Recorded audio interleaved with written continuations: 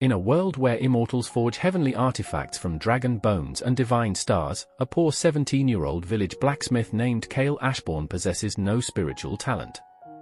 Mocked as a worthless mortal, abandoned by his clan, destined to spend his life hammering horseshoes, everything changes when he discovers the Void Forge Heart, a forbidden artifact hidden beneath his late father's forge. The mysterious forge allows him to cultivate through smithing instead of meditation. Every weapon forged becomes part of his soul. Every battle strengthens his forge. Every enemy becomes material, but the Void Forge Heart carries an ancient curse. Each weapon demands blood, each breakthrough awakens forgotten gods, each victory pulls Kael closer to becoming the legendary heaven-eating blacksmith, the only man feared by immortals themselves. Chapter 1: The Boy Without Spiritual Roots. The rain hammered against the worn wooden roof of Ashborn Forge, each drop hissing as it struck the glowing coals within. 17-year-old Kael Ashborn swung his hammer in a steady rhythm. Clang! Clang! Clang! Each strike shaped a simple iron sword, sparks swirling around him like tiny golden stars. His arms ached, his clothes were stained with soot, and sweat mixed with rainwater dripping through the cracked roof.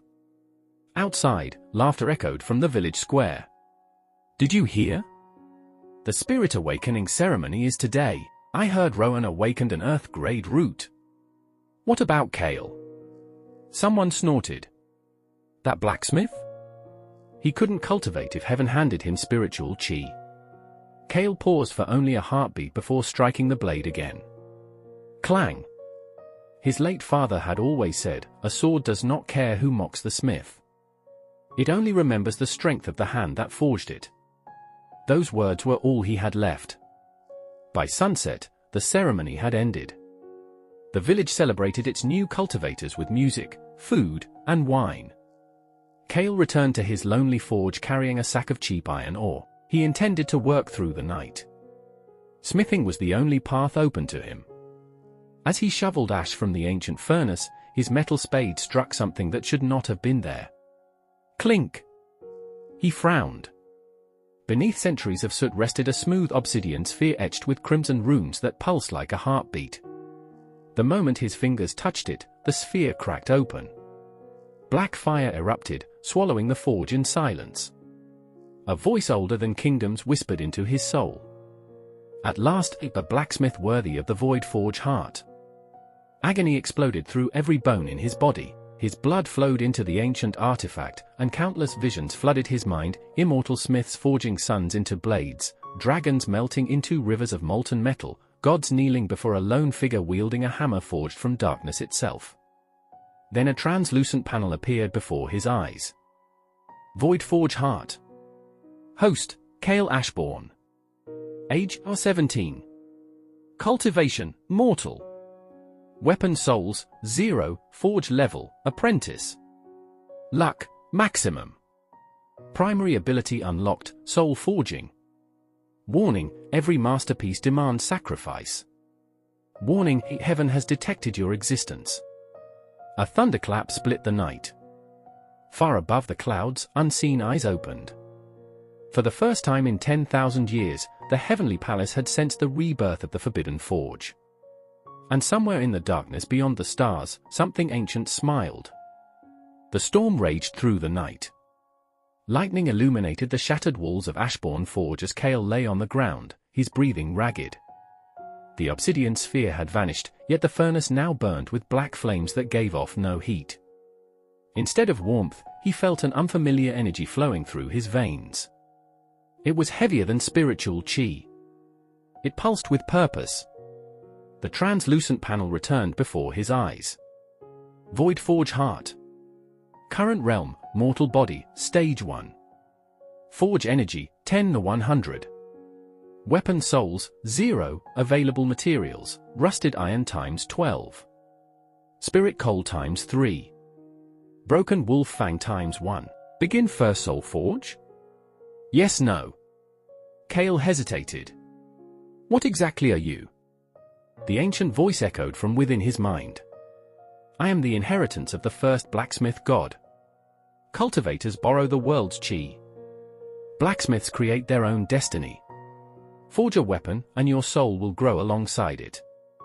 Kael's fingers tightened around his hammer. If forging is my path? He selected yes. The forge roared. Black flames wrapped around the rusted iron, melting it instantly. Unlike ordinary fire, these flames stripped away every impurity without consuming the metal itself. Kael instinctively raised his hammer. Clang! The first strike sent a wave of invisible energy through the workshop. The second strike echoed like distant thunder. The third caused strange silver runes to appear across the glowing metal. Hours passed unnoticed. Kael lost himself in the rhythm. Hammer. Turn. Strike. Fold. Temper. Each movement felt natural, as though thousands of master blacksmiths guided his hands. When dawn's first light reached the forge, the blade floated above the anvil. It was unlike any weapon he had ever seen. Its black steel shimmered beneath faint crimson veins, while its edge reflected no light at all. The system chimed. Congratulations! First soul weapon forged. Name, Shadowfang. Grade, Mortal Rank, Peak. Effects, plus 20% physical strength. Cut spiritual energy more effectively than ordinary steel. Automatically grows with its owner after absorbing battle essence.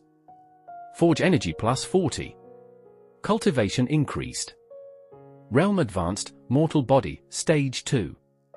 Warm energy surged through Kael. His aching muscles hardened.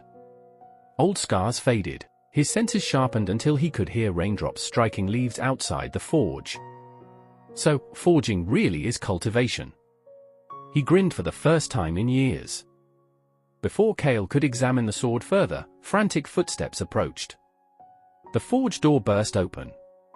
Old Bram, the village hunter, stumbled inside covered in blood.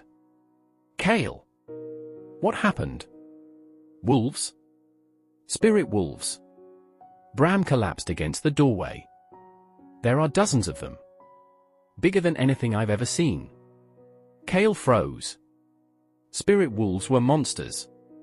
Even the weakest required trained cultivators to defeat. There aren't any cultivators left in the village, Bram whispered weakly.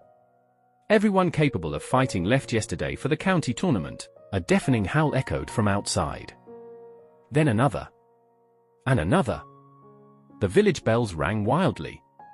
Children screamed. The air filled with panic.